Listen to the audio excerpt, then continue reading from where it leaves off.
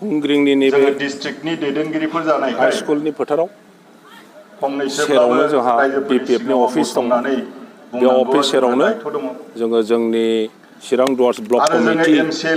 मोनफ्रोमबो प्राइमारिनि वार्कार्सफोरखौ लानानै जोङो जोंनि राजनितिनि सम्पर्के सावरायनो थाखाय बे मेलखौ लिंनाय जादों। राजनितिकआव बिभिन्न राजनिति दल दङ हिसाबै खौसे जाथारनांगौ होननायथ' गैया। नाथाय नोङो आङो जायखि राजनिति दलाव थाया मानो बयहाबो जुदि ओनसोलनि सिन्था खालामनानै खामानि मावो गावनि हारिनि सिन्था खालामनानै जुदि खामानि मावो अब्लानो जोंनि खामानिनि दारैनो रेजाल्टआ बे खौसेथिनि रेजाल्ट मोनहैगोन। जोङो बेसिकेलि फैगौ इलेक्शनखौ बेस खालामनानै दा गामि गामि प्राइमारि ब्लक मोबिलाइजेसन प्रग्राम जों लादों। UPPL आरो BTC सरकारा ओनसोलनि जौगानायनि नामावहाय दा मा खालामगासिनो दङ परिबर्तननि नामावहाय मा खालामगासिनो दङ BTC ओनसोलनि जौगानायनि जि रां थाखा फैसा बे थाखा फैसाखौ UPPL नेताफ्रा BTC आव माबोरैहाय कारापसन खालामगासिनो दङ ओनसोलाव खुनु धरनि दासिमबो सरकारि आसनि जायाखै बेफोर खोथाखौनो जोङो रायजो राजाफोरनो खोन्थागासिनो दङ रायज्लायगासिनो आं नोंथांनावनो सोंनि नोंथांमोना जार्नालिस्ट रिपर्टार गामि गामि हाबो जेरावबो थाङो बयजोंबो सावरायलायो जोंनिफ्राय नोंथांमोनहानो बांसिन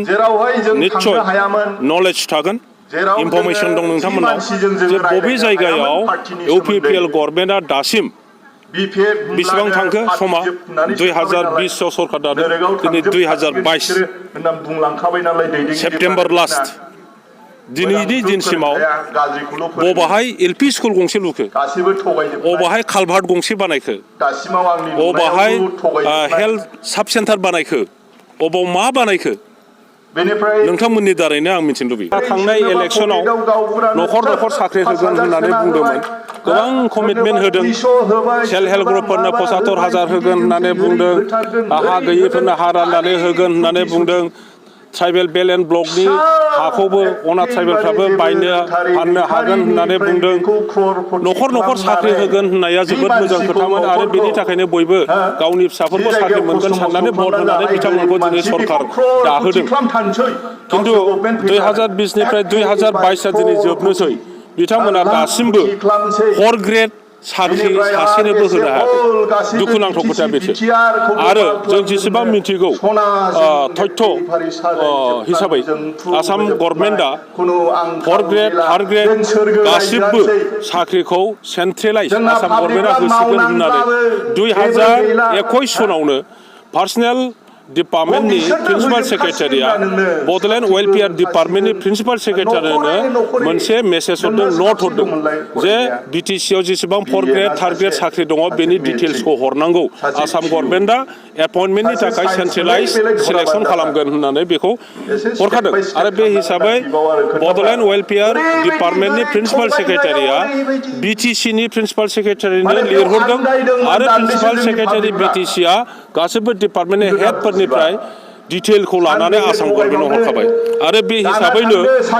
आसाम गभर्नमेन्टआ दा दाख्लै क'क्राझाराव आरो बेनि उनाव क'क्राझाराव बहाबा इन्टारभिउबो लिंबाय दा बेखौ नुनानै जोङो बयबो मिथिबाय जे BTC सरकारहा 4 ग्रेड 3 ग्रेड साख्रि होनायनि क्षमताखौबो फोजोबनानै लाबाय आसाम गभर्नमेन्टआ बेखौ लांफिनबाय अब्ला दिनै UPPLनि नेताफ्रा दाखालि आं बुंनायनि उनावहाय रनजित बसुमतारी बिथाङा उत्तर होदों जे अक्ट'बर नभेम्बरनि गेजेरावनो 2100 जन 1100 जन साख्रि बिथांमोना होगोन आरो गरसेबो फैसा होनाङा बिब्दि बुंदों दा जोङो नेगासिनो दङ गाबोननि उनावनो अक्ट'बर गोग्लैगोन बिथांमोना दासिमबो एडभार्टाइजमेन्ट होनायखौ जों नुवाखै इन्टारभिउ जागोन होननानै जों आसा खालामो आरो बेनि थाखाय मोनसे सिलेक्सन बर्ड सेन्ट्रेल सिलेक्सन बर्डखौ बिथांमोना डिजल्भ खालामबाय आरो सेन्ट्रेल रिक्रुटमेन्ट बर्ड दाबाय होननानै जों मिथिगौ खिन्थु आनफर्चुनेटलि खुनु बर्ड एबा कमिसननि चेयारमेना वार्किं अफिसारा जाया जिखुनु बर्ड जिखुनु कमिसननि चेयारमेनफ्रा जायो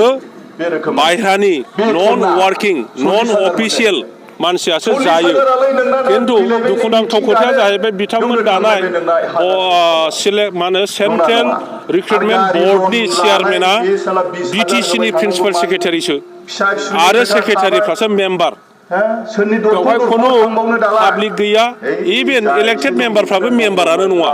अब्ला साख्रिखौ सोर सिलेक्ट खालामगोन अफिसारफ्रासो प्रिन्सिपाल सेक्रेटारिया आरो बे BTCनि सेक्रेटारिफ्रासो सिलेक्सन जायोब्लाबो इन्टारभिउ जायोब्लाबो बिथांमोनासो सिलेक्ट खालामगोन आरो बे रुल्सआवनो लिरना दङनो BTCआव ट्राइबेलफ्रा साख्रिखौ मोनगोन आसामनि बायदि 10%ल' नोंथांमोनहा रिपर्टार दानि UPPLनि नेताफोरनाव नोंथांमोनहा सों बे खोथाया नंगौना नङा माबानि सेन्ट्रेल रिक्रुटमेन्ट बर्डनि रुल्सआव ट्राइबेलफोरनो BTCआव 10%ल' साख्रि होनाय जागोन होननाय खोथाखौ बिथांमोनहा बोरै मानिनानै लाखो मेगा लेन्ड मेला बेनि दारै बिथांमोनहा मा खालामनो नागिरदों मिन्थिया बिथांनि स्टेटमेन्टखौ आं खोनासंबाय जुदि सोरबा सरकारि हा दङ सरकारि हाखौ नियादि खालामनायनि जुदि बेबस्था खालामो थाखा फैसा गैयिनि थाखाय सोरबा गावनि बिमा बिफाया थैनानै थांबाय फिसालाया गावनि नामाव नामजारि खालामनानै लानो हायाखै बेखौ बिना फैसायै नामजारि खालामनानै होनो बे मेलाखौ जुदि खालामदों अब्ला जोबोद मोजां हाग्रायाव हाबनाय जोंनि हा गैयै आदिबासि मानसिफोर बर' मानसिफोर राजबंसि मानसिफोर नेपालि मानसिफोर बिथांमोननो आयेनगत भाबै 2006 सननि भारतनि जि हाग्रानि हाखौ फरेस्ट ट्राइबेल आरो फरेस्ट डिलार्सफोरनो होनायनि जि आयेन बानायदों बिनि आधाराव जुदि होयो बिनि थाखाय जुदि मेला बानायदों जोबोद मोजां खिन्थु जों खोनानाय बायदि एखमब्ला थाखा फैसा लानानै बबेबा हाखौ सोरनोबा होनाय आरो ट्राइबेल बेल एन्ड ब्लकनि आयेन आसाम गभर्नमेन्टनि हानि सायाव जि आयेन दङ बेफोरखौ मोजाङै सालिजारि खालायाब्लानो सोरबा अफिसारजों सोरबा जोंनि मोजां सिन्था खालायै मानसिफोरनि गियानजों जुदि खामानि मावो अब्ला जोङो गल जागोन